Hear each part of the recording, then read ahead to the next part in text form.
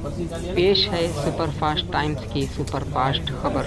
आजमगढ़ नगर के रोडवेज स्थित एक होटल में समाजवादी पार्टी के नवनियुक्त राष्ट्रीय प्रवक्ता डॉक्टर अभिषेक राय का पार्टी पदाधिकारियों ने माल्यार्पण कर जोरदार स्वागत किया। उसके बाद प्रेस कॉन्फ्रेंस को संबोधित करते हुए राष्ट्रीय प्रवक्ता श्री राय ने कहा कि हम झूठ और फरेब की राजनीति नहीं करते, हम समाजवादी संघर्षवादी हैं। भाजपा पर निशाना साधते हुए उन्होंने कहा कि हाल ही में योगी आदित्यनाथ के ड्रीम प्रोजेक्ट पूर्वांचल एक्सप्रेसवे, जिसका अभी उद्घाटन भी नहीं हुआ, उकरौड़ा में सड़क ढक गई। भाजपा समाज को बिगाड़ने और तोड़ने का काम करती है, जबकि मैं एक आर्थोपेडिक रिप्लेसमेंट सर्जन हूँ, जोड़ने का कार्य करता हूँ।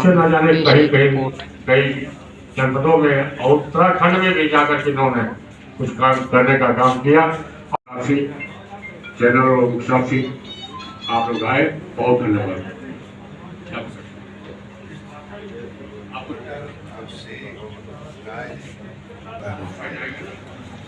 मूल रूप से ये डॉक्टर हैं और ऑपरेशन भी करते हैं, बिजी भी रहते हैं, लेकिन राष्ट्रीय अध्यक्ष जी की विद्वता हार्दिक आभार प्रकट करना चाहता हूं कि उन्होंने मुझ जैसे छोटे से कार्यकर्ता को, मैं आजमगढ़ का बहुत छोटा सा कार्यकर्ता हूं, यहाँ पार्टी संगठन में बहुत बड़े बड़े लोग बैठे हुए हैं, मेरे साथ मंचासीन बहुत बड़े बड़े लोग बैठे हुए हैं। इसके बावजूद माननीय राष्ट्रीय अध्यक्ष जी ने मुझे राष्ट्रीय प्रवक्ता आजमगढ़ से नियुक्त किया, तो ये मेरे लिए सम्मान की बात है। सम्मान की बात है। उन्होंने एक पढ़े लिखे डॉक्टर को प्रमोट किया। यश भारती अवार्ड किसी ने शुरू किया था तो माननीय अखिलेश यादव जी ने शुरू किया था, जिसमें सम्मानित व्यक्तियों का सम्मान होता था। आज राजनीति के क्षेत्र में मैं आया हूँ तो उन्होंने मुझे राष्ट्रीय प्रवक्ता या प्रवक्ता बना के जो आपके सामने प्रस्तुत किया है, उसके लिए मैं उनका कोटि कोटि आभार प्रकट करता हूँ। मैं एक चीज़ जानता हूँ, झूठ और फरेब की राजनीति हम लोग नहीं करते। हम समाजवादी हैं, संघर्ष के आदी हैं, हम लोग मेहनत करते हैं। आप देखो, अभी पूर्वांचल एक्सप्रेसवे बन रहा था, जिसको कोई और नाम दे दिया गया। हमने किस महीने में एक्सप्रेसवे बनाया, लखनऊ आगरा एक्सप्रेसवे, जिसमें फाइटर प्लेन भी उतरा, और आज अपने आजमगढ़ में ही एक गांव में जो पूर्वांचल एक्सप्रेसवे ये बना रहे हैं, उसमें रोड धंस गई। ये किस तरह का विकास है? ये समाज को बांटने का काम करते हैं, हम समाज को जोड़ने का काम करते हैं। मैं वैसे भी ऑर्थोपेडिक और रिप्लेसमेंट सर्जन हूँ, जोड़ने का काम करता हूँ। और समाज में आप ये देखें, ये समाजवादी पार्टी है, यहाँ भिन्न वर्ग के लोग बैठे हुए हैं, हर वर्ग के लोग बैठे हुए हैं। यहाँ हिंदू भी है, मुस्लिम भी है, सब लोग हैं। हम सब लोग एक साथ हैं, एकजुट हैं, समाजवाद की बात करते हैं। यहाँ किसी व्यक्ति विशेष को फेवरेट नहीं बनाया जाता। आज राष्ट्रीय अध्यक्ष जी ने मुझ जैसे युवा को, एक अन्य से कार्यकर्ता को राष्ट्रीय प्रवक्ता या प्रवक्ता बनाया, तो मैं आप मीडिया के बंधुओं से ये अपील करता हूँ कि हम सबको मजबूत होना है, झूठ और फरेब की राजनीति में नहीं फंसना है। आप बताएं, कोरोना काल में क्या ये वैक्सीन बीजेपी ने बनाई थी? हमारे राष्ट्रीय अध्यक्ष के ऊपर बहुत कटाक्ष हुआ। राष्ट्रीय अध्यक्ष जी ने कहा था कि मैं बीजेपी की वैक्सीन नहीं लगाऊंगा, पर बीजेपी की वैक्सीन कहाँ बनी? ये वैक्सीन बनी एस्ट्रेजेनिका कंपनी, ब्रिटिश जो गवर्नमेंट है, और भारत सीरम इंस्टीट्यूट के उससे। आप मुझे बताएं, आपके माध्यम से मैं ये पूछना चाहता हूँ, माननीय प्राइम मिनिस्टर जी नरेंद्र मोदी जी, उन्होंने ये कहा कि हमने वैक्सीन डेवलप करी। 28 नवंबर को वो एक भारत सीरम इंस्टीट्यूट से पहुंच गए, तो लोगों को लगा कि बीजेपी ने वैक्सीन डेवलप करी। ऐसा कुछ नहीं है। वैक्सीन सुप्रीम कोर्ट में सरकार का हलफनामा है 11 मई को। उन्होंने बोला कि ना हमने एक पैसा दिया है, ना एक कुछ दिया इस वैक्सीन को डेवलप करने में।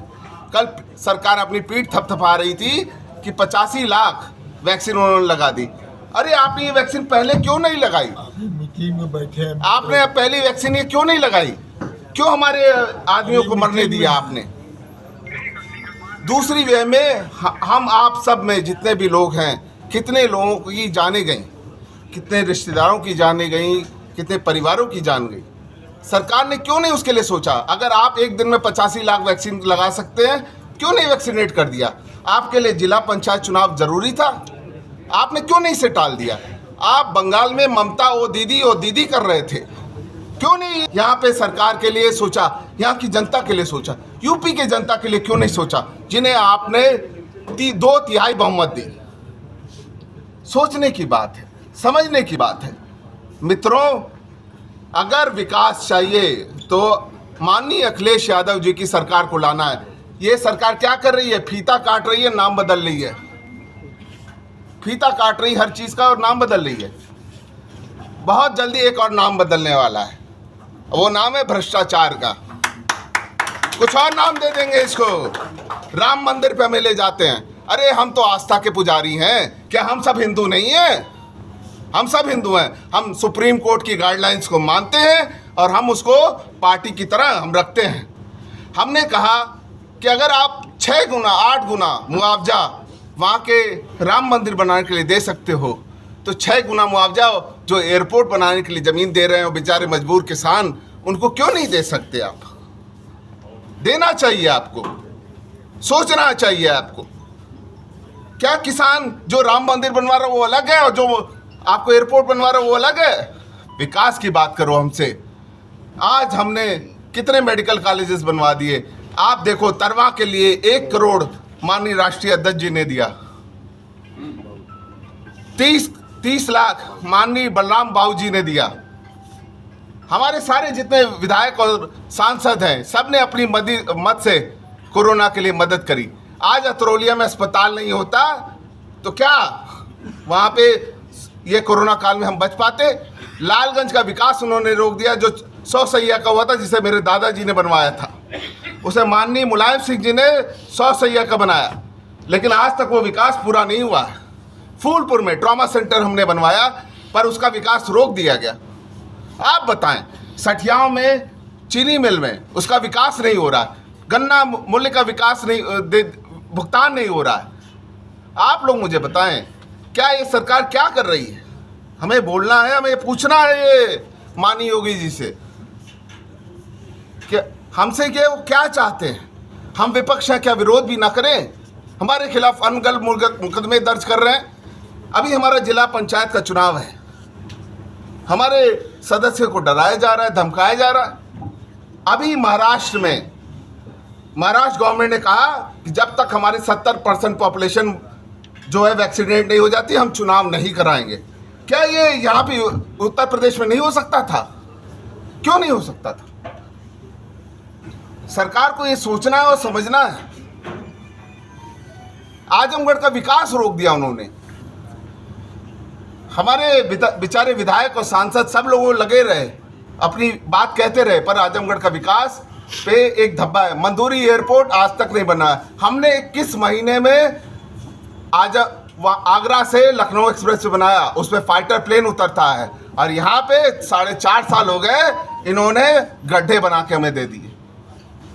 इससे ज़्यादा मैं कुछ कहना नहीं चाहता, ना मैं कुछ कहना चाहता हूँ। बाकी आपके जो सवाल होंगे उसका मैं उत्तर दूंगा, लेकिन मेरा सिर्फ एक बात है कि हम विकास पे बात करेंगे जो हमारे समाजवादियों ने दिया है, और हम उसी पे बात करेंगे। हम इनके कहे हुए एजेंडे पे नहीं चलना, हमें ये हमें भटकाना चाहते हैं। वैक्सीन इन्होंने नहीं बनाई है, और राष्ट्रीय अध्यक्ष जी ने हमारे खुद कहा है कि वो आखिरी व्यक्ति होंगे आज हम पूरे उत्तर प्रदेश में। पहले पूरे उत्तर प्रदेश को वैक्सीनेट कर दो, उसके बाद मैं वैक्सीन लगवाऊंगा। इससे बड़ी बात और कोई नेता क्या कर सकता है? सबसे युवा मुख्यमंत्री हैं वो, एक कीर्तिमान है उनका, उनकी विजनरी सोचो आप लोग। आज तक ये सरकार उन्हीं के काम का किया हुआ फीता काट रही है। आज तक उन्होंने कोई नया काम नहीं किया। आप मुझे एक काम गिना दो जो उन्होंने किया। आप आजमगढ़ में रहते हो, मुझे आजमगढ़ की एक रोड के बारे में बता दो जो वो ठीक हो। बिजली का रेट बढ़ा दिया। 2014 में महंगाई डायन होती थी, आज क्या है? तब डीजल 60 रुपए होता था। फूलपुर में आपके कार्यकाल में उन्होंने बोला कि वहाँ पे हमें ट्रॉमा सेंटर बनाना है, उसका बजट रोक दिया उन्होंने। होता तो ट्रामा सेंटर हम मरीज भर्ती करते हैं वहाँ पे। मुबारकपुर में उन्होंने साड़ी व्यवसाय को उकसाने के लिए एक केंद्र खोला, विपणन केंद्र, उसको उन्होंने रोक दिया। आप मुझे बताओ आजमगढ़ के विकास के लिए क्या है? माननीय मंत्री जी गए हमारे यहाँ जी, परसों महाविद्यालय आया था जी, आज उसको उठा के ले चले गए बताएं आप। गोरखपुर। माननीय मंत्री जी पिछले 8 बार से विधायक हैं यहाँ से, और क्षेत्र की जनता इनसे बहुत जुड़ी हुई है। आप लोग मुझे बताएं, हम मीडिया के साथी हैं आप मेरे, और मैं आप लोग के माध्यम से सरकार से प्रश्न पूछना चाहता हूं। ऑपोजिशन रहना जरूरी है, और दबलने कुचलने की राजनीति हम नहीं सहेंगे। मैं एक चीज कहना चाहता हूं, रण भी होगा, ललकार भी होगी, 22 में हमारी सरकार भी होगी। देश की वैक्सीन थी, देश के वैज्ञानिकों ने बनाया था। हमने आज से आज बताया, आज इन प्रेस के माध्यम से हमने बताया, कहीं वैक्सीनेशन शुरू सुन लीजिए हमारी बात। हमने बताया ना, एस्ट्राजेनेका कंपनी और भारत बायोटेक ने 28 नवंबर को प्रधानमंत्री जी हमारे पुणे की लैब में गए और उन्होंने इसे घोषित कर दिया ये भाजपा की वैक्सीन है। नहीं, भाजपा वो डॉक्टर हैं, वो साइंटिस्ट हैं, हम डेवलप करते हैं इसको। जबकि पैसा उन्होंने नहीं दिया। कोई उन्होंने 11 मई को हलफनामा है भारत सरकार का सुप्रीम कोर्ट में, मैं दे रहा हूँ, संज्ञान दे रहा हूँ। उन्होंने कहा एक पैसा हमने खर्च नहीं किया है, एक पैसा मैंने खर्च नहीं किया है। ये भारत सरकार का अटॉर्नी जनरल बोल रहा है। आप मुझे बताएं कि अगर ये बात कह रहे हैं वो, तो कहाँ से वैक्सीन बीजेपी की हो गई? हमारे राष्ट्रीय अध्यक्ष ने कहा था कि वो बीजेपी की वैक्सीन नहीं लगाएंगे, उन्होंने ये नहीं कहा था हम साइंटिस्टों की वैक्सीन नहीं लगवाएंगे। अच्छा राय साहब, जिला पंचायत का जो चुनाव आ रहा जी। है, अध्यक्ष का है, ब्लॉक प्रमुखी का है, क्या आपको क्या लग रहा है कि किस तरह अरे हम